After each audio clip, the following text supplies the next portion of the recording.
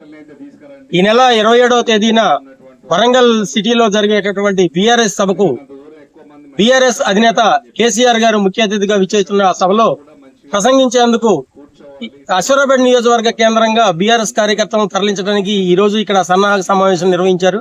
ఈ సన్నాహక సమావేశానికి ఎంపీ వద్దిరాజు రవిచంద్ర, అదేవిధంగా భద్రాద్రి కొత్తగూడెం జిల్లా రేగా కాంతారావు గారు ఇక్కడ ముఖ్య అతిథులుగా విచ్చేసి సన్నాహక సమావేశాన్ని దాదాపు 2000 మంది కార్యకర్తలతో నిర్వహించినటువంటి సందర్భం మనం చూస్తున్నాం. ఈ విషయం గురించి మరికొన్ని విషయాలు వారి కార్యకర్తల మాటల్లో అడిగి తెలుసుకునే ప్రయత్నం చేద్దాం. ఈ నెల 27వ తారీఖు వరంగల్లో జరుగుతున్న యొక్క రజతోత్సవ సభ ఏదైతే ఉందో ఆ సభ అనేది చరిత్రాత్మకంగా నిలిచిపోయే సందర్భం. ఎందుచేతంటే 25 ఏళ్ల యొక్క రాజకీయ ప్రస్థానానికి, రాబోయే కొత్త తరానికి నాంది పలికే రోజు అది.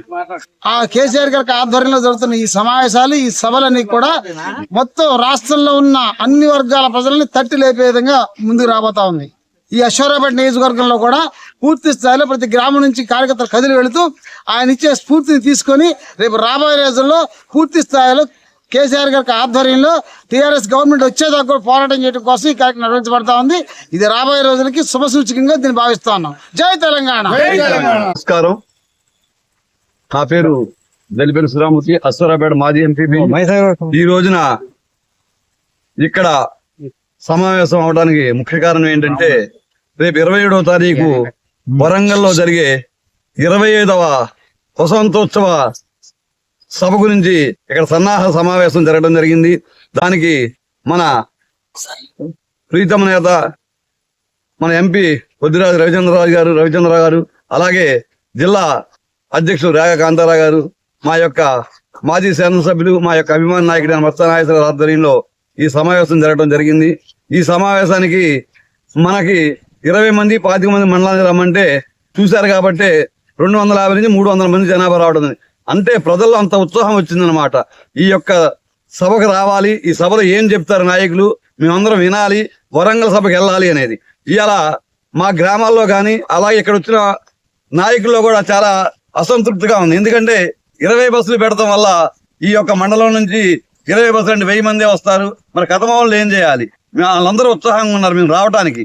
కనీసం 20 కాదు, ఇక్కడ 100 బస్సులు పెట్టినా కూడా ఇంకా జనాభా మిగిలిపోయే పరిస్థితిలో ఉంది. ఇలా కాంగ్రెస్ ప్రభుత్వం అంత వ్యతిరేకత వచ్చిందనమాట.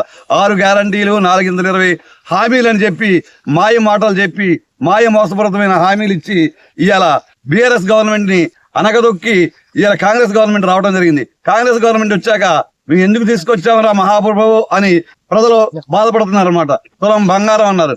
తులం బంగారం కాదు కదా, ఇవాళ కళ్యాణ లక్ష్మి ఇచ్చే పరిస్థితిలో కూడా లేరు. మేము చేసిన అభివృద్ధిని చూపించుకుంటూ వాళ్ళు ఇది మేము చేసామని వాళ్ళు చెప్పుకోవడం చెప్తే వాళ్ళు చేసిన కార్యక్రమాలు. అశ్వరాపేట నియోజకవర్గంలో కాకుండా అశ్వరాపేట మండలం నుంచి మాకు 5 బస్సులు ఇచ్చారు. 5 బస్సులు అంటే 250 మంది. కానీ మేము 700-800 మంది తగ్గకుండా కూడా అశ్వరాపేట నుంచి వస్తారని ఈ గంటా పదం చెప్తుంది. ఎందుకంటే మేము సొంత కార్లు పెట్టుకుంటాం, ఈ బస్సులే కానీ సొంత బస్సులు కూడా పెట్టుకుంటాం. కాబట్టి 8 గంటలకు అన్నారు, 8-8:30 కల్లా కూడా మేము ఏర్పాటు చేసుకుని 600-700 మంది తగ్గకుండా ఇలా వరంగల్ సభకి వెళ్ళడానికి మేము సన్నాహ కార్యక్రమాలు చేసుకుంటున్నాం. జై తెలంగాణ.